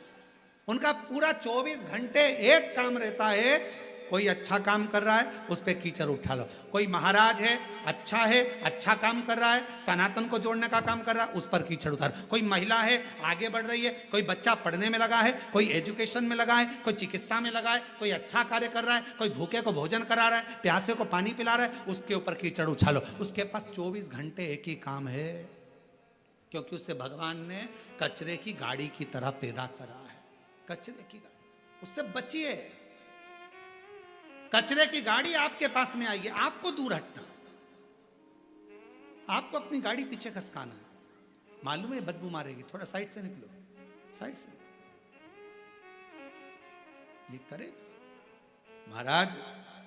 इस पत्र से सीखने वाला विषय है, उस बहन ने भगवान से कह दिया तू सत्य की रक्षा करता है, तुझे जब मानूंगी तू सत्य को जीता दे।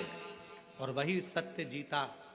जो केस इतने, ईमानदारी से बोलो, ऐसा केस इतनी जल्दी निपट सकता है क्या? 3 महीने के अंदर वो लिख रही है, 3 महीने में मेरे पति को दोबारा जॉब मिल गई और सारा केस सलट गया, ये शिव की कृपा। और उसने एक लाइन लिखी, सबके हाथ पैर जोड़ लिए, ऐसा कोई व्यक्ति नहीं था जिसके पास नहीं गई हाथ पैर जोड़ने, आखिरी में शिव के पास गई, आखिरी में शंकर के द्वारा।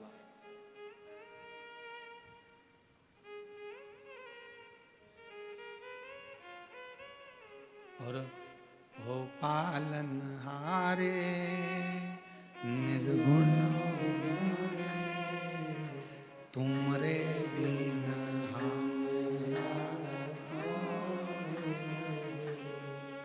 हमरी उलझन सुलझाओ भगवन, तुमरे बिना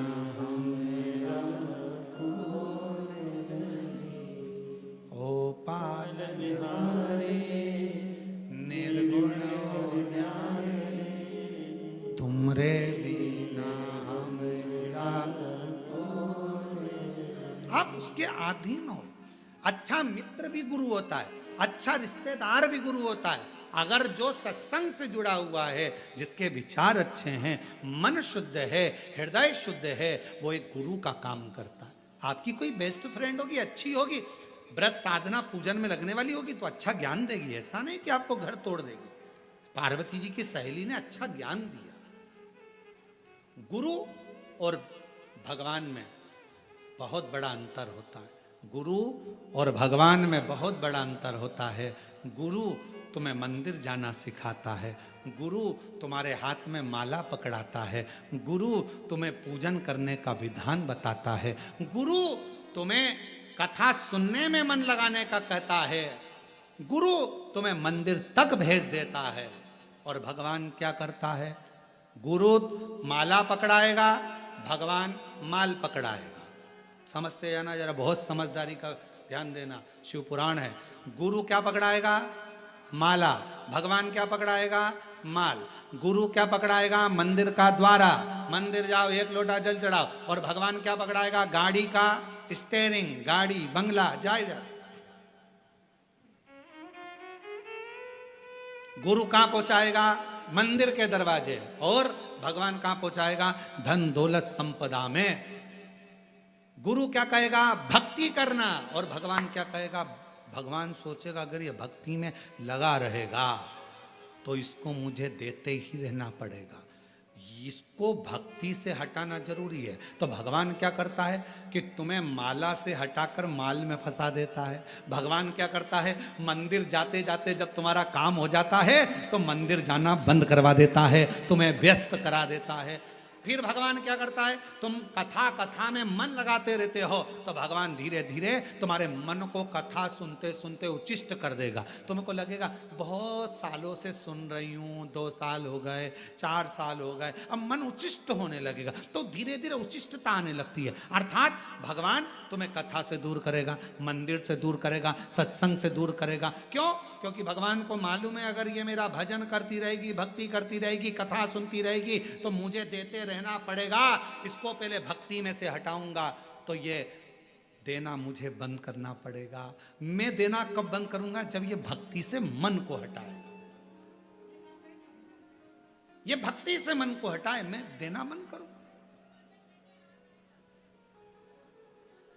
और भक्ति से अगर इसका मन हट गया, भजन से मन हट गया, संकीर्तन से मन हट गया तो फिर ये मेरे पास से गया, मेरे पास। और भोले मैं तेरी इस लाइन को स्मरण करना।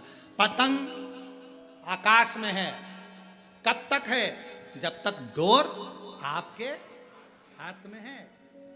डोर टूटी, पतंग उड़ी, कहीं पेड़ पे फंसी, कहीं छत पर पड़ी, कहीं झाड़े में पड़ी, कहीं नली में, कहीं रोड पे, कहीं गटर में पड़ी, भगवान के हाथ में जब तक हमारी डोर है तब तक हम भगवान के चरणों से बंधे हुए हैं। तो भगवान हम पर ढील भी देगा, ऊपर भी करेगा, नीचे भी लाएगा, संभाल लेगा, उलझने नहीं देगा, कटने नहीं देगा। और छूटे, कट भी गए, टूट भी गए, बेकार हो गए, ना जाने भोले मैं तेरी हवा बिच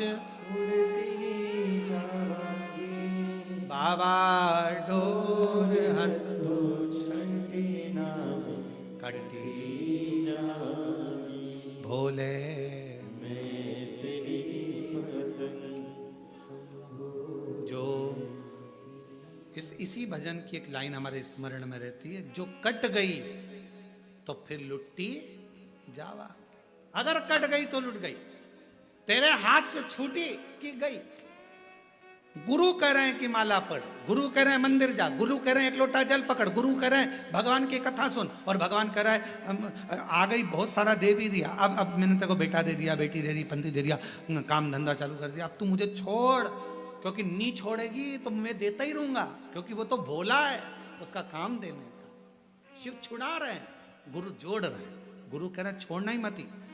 जब जब टीवी पर कथा मिले, आस्था चैनल पर शिव महापुराण की कथा आ रही हो, तुरंत बैठ जाओ कथा सुनने। सुनने भी ना बैठो तो चलते फिरते टीवी चालू कर दो, चलने दो और अपना काम करते रहो, कथा सुनते।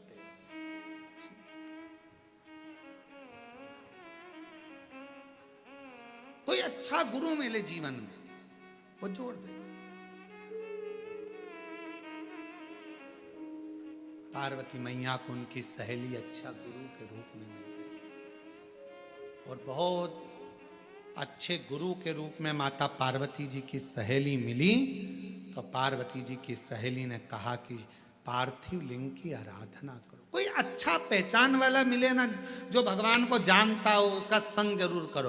पहले ऐसा नियम था, तुम्हारे छत्तीसगढ़ में था कि नहीं था हमको नहीं मालूम। पहले ऐसा नियम था, शादी में सोना खरीदने जाते थे तो जो सोने के परखदार होते थे उसको लेकर जाते थे दुकान पे, तुम चलो जीजी, तुम अच्छे से देख लोगी, काका जी, मामा जी, बहू का सोना लेना है, बेटी की झुमकी लेना है, ये करना है, तुम चलो सोना की परख कर सकते। बोलो बोलो सही है। कपड़ा लेने जाते थे तो परखदार को ले जाते थे, बड़े भैया को लेके जाना, कपड़े की परख उनको बहुत ज्यादा है, कौन सा कपड़ा अच्छा रहेगा, पानी में कौन सा सुखड़ेगा नहीं, मालूम पड़े धोया और सुकड़ गया, बड़े भैया को लेके जा, उनको कपड़े की परख है।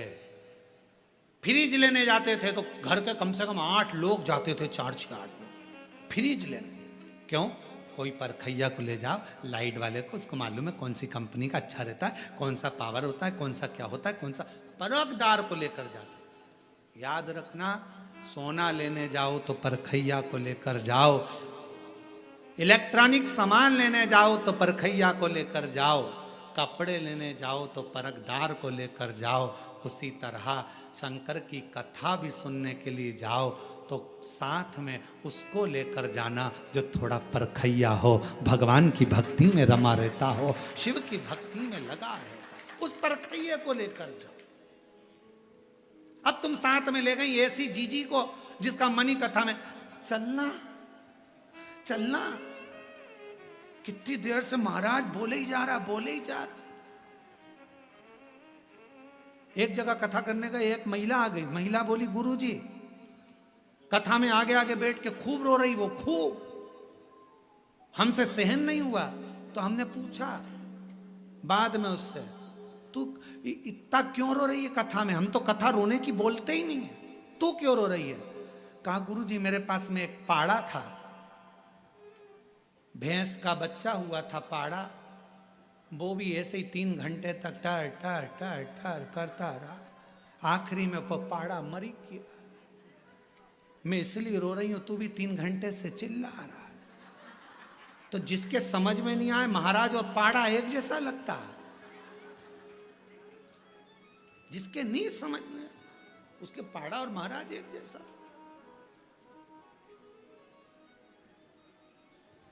परखैया लेकर जाओ, साथ में किसी को ऐसे को मत ले जाना, चल कथा में चलो, उसको ले गई बिठा दिया कथा के अंदर, और कथा में बिठाया उसका मन उसका, चले अब चले अपन आरती के पहले निकल चले, आरती के पहले निकल चले। अब उसे कौन समझाए कि महाराज कहते हैं आरती के बाद उठना, जमीन को नमन करना, रज को लेना, शरीर से लगाना, प्रणाम करना, विनती कर कर फिर जाना कि बाबा मेरी 3 महीने में झोली भर देना, मैं जिस कामना से आई हूँ वो कामना पूरी कर देना।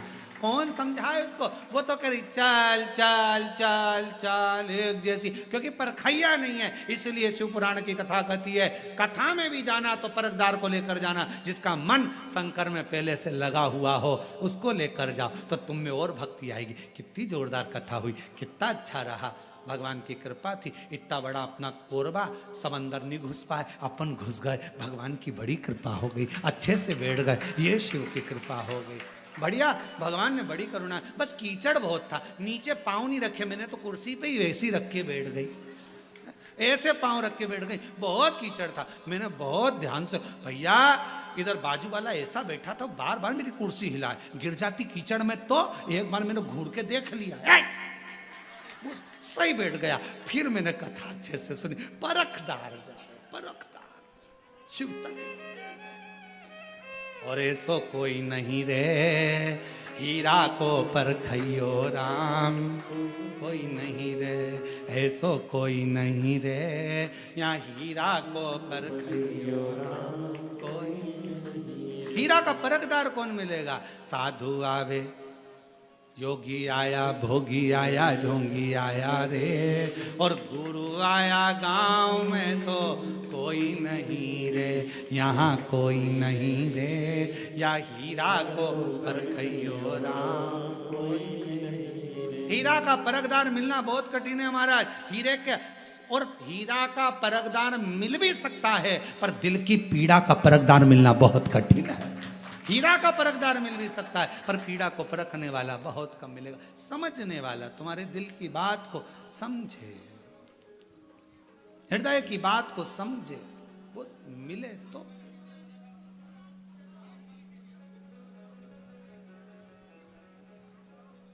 समझने वाला महाराज, शिव तत्व है, शंकर की करुणा है, शिव कथा है। तुम आना भोले बाबा मेरे मकान में, तेरा डमरू डम डम बाजे सारे बाबा। तुम आना तो ऐसे आना, तुम पार्वती को लाना, तुम बोलो, सब बोलो, तुम दोनों मत बोलो, सब बोलो। तुम पार्वती को लाना, तुम पार्वती को लाना, संग गणपति को लाना, संग गणपति को लाना मेरे, तेरा डमरू डम डम सारे। बस बाबा से निवेदन करना, आप आओ मेरे हृदय के मकान में, मेरे दिल के मकान, मेरे हृदय में बैठो। बाबा तुम लक्ष्मी जी को लाना, नारायण जी को लाना मेरे, फिर कभी नहीं है जाना, मेरे मकान से वापिस मत जाना। तुम लक्ष्मी जी को लाना, नारायण जी को लाना मेरे, तेरा डमरू डम डम बाजे सारे। बाबा इतनी कृपा करना, आप आओ मेरे मकान में रहो, सबको लेकर आओ। ये घर मेरा नहीं आपका, ये हृदय आपका, ये चित्त आपका, ये मन आपका।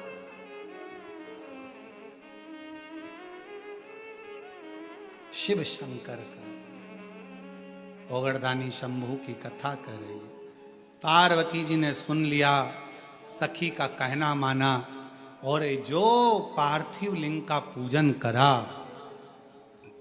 पार्थिव लिंग का पूजन। फिर सबसे कहें पूरे भारतवासियों से जितने कथा सुन रहे हैं, 23 जुलाई को शाम को 7 बजे से 8 बजे तक पार्थिव लिंग ऑनलाइन पूजन में जुड़ना। अपने घर की जो मट्टी हो उस मट्टी को उठाकर शिवलिंग बनाकर 7 बजे बैठना, पूजन करना, बाबा की आराधना करना। फिर देखो मेरा बाबा साल भर में कितनी संपदा, कितना वैभव, सब कार्य सिद्ध करता है। मेरा शिव है, शंकर है, वो घड़दानी है, वो शिव है।